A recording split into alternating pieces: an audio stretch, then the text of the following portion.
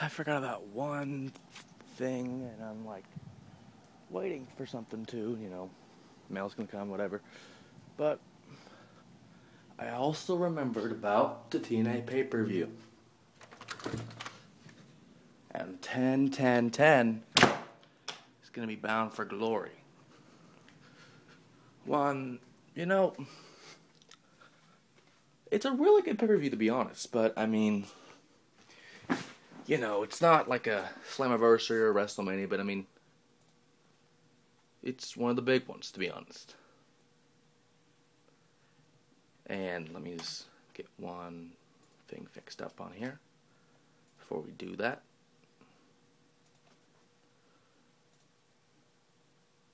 There we go. But before, there's 3 matches currently on the card. I think there's 3 currently on the card. There's probably more. But on 10-10-10, Bound for Glory.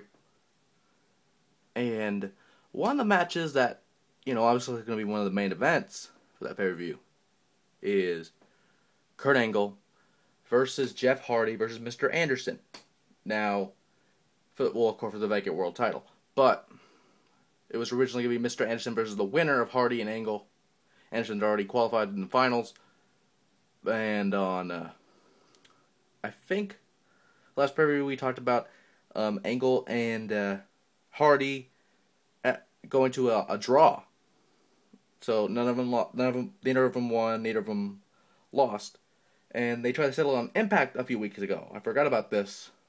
But it was another draw. I think, overtimes, because I know TNA has, a time limit thing now, I guess.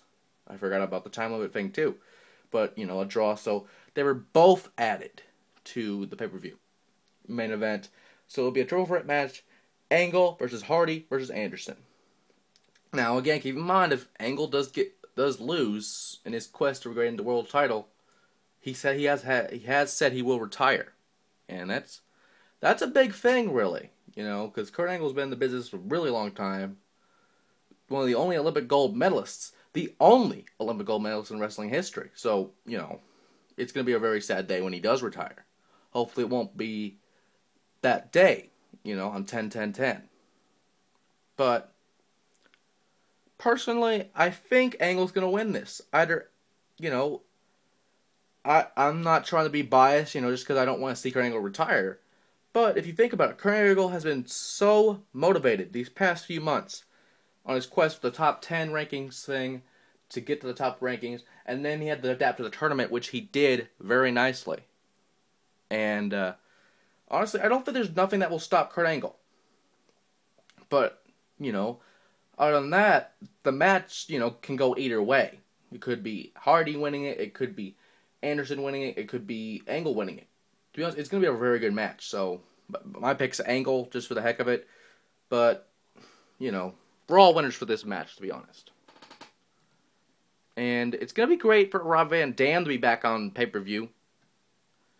I forget if it's a street fight. It's probably going to be a street fight or something. I don't remember the stipulation for this. I apologize for that. It's probably a street fight or something like that. It will be RVD versus Abyss. And, we don't know who they are that Abyss keeps talking about, something about they. I have no idea who they actually are, but, we will find out who they are at 10-10-10. But will they interfere in the match? Will they, help Rob Van Dam? Will they help Abyss? Lord only knows. But personally, I just want to see Rob Van Dam win this one because, if you saw what happened on the first episode of Reaction, which is a very good show, by the way, after Impacts. Really need to see that. It's a really good match, a really good show. And I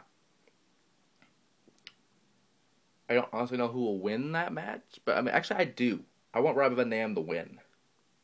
I was still thinking a triple threat match. I'm sorry about that.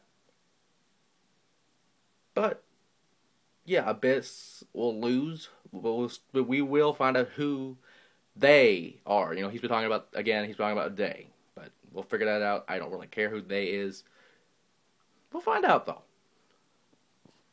And it's good to have the steel cage back back in the Impact Zone.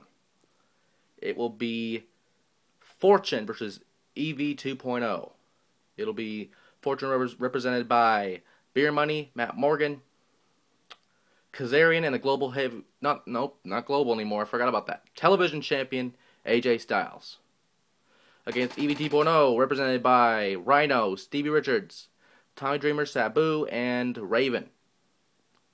And it'll be a lethal lockdown match, which basically is a Hell in a Cell, but it's a steel cage around the ring, a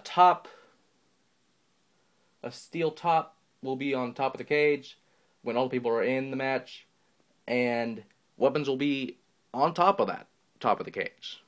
So basically, put a top on a steel cage, put weapons on it, lethal lockdown. There will be a one-man advantage for this match. I think EV 2.0 lost that, so Fortune will get the one-man advantage starting because they will have time intervals. Kind of like War Games. If you've ever seen a War Games match, this is basically a War Games match, but with weapons on top of the cage. Again, it's really that simple. No two cages, just one. Just for those remembering War Games back in the day. It's not two cages, just one cage, top of the cage. So, something blinked. I don't know what. Something blinked on the little screen here, but that doesn't matter. Honestly, EV 2.0, I think they will have the advantage in this match. I want them to win, honestly. Because, it's their type of match, if you think about it. Although, this is the first time they've, it's not going to be a bingo hall. It's not going to be ECW. But, it's going to be damn close to it. I don't even think it's in Philadelphia. So, I can't bring that in there. But, EV 2.0 will win the match.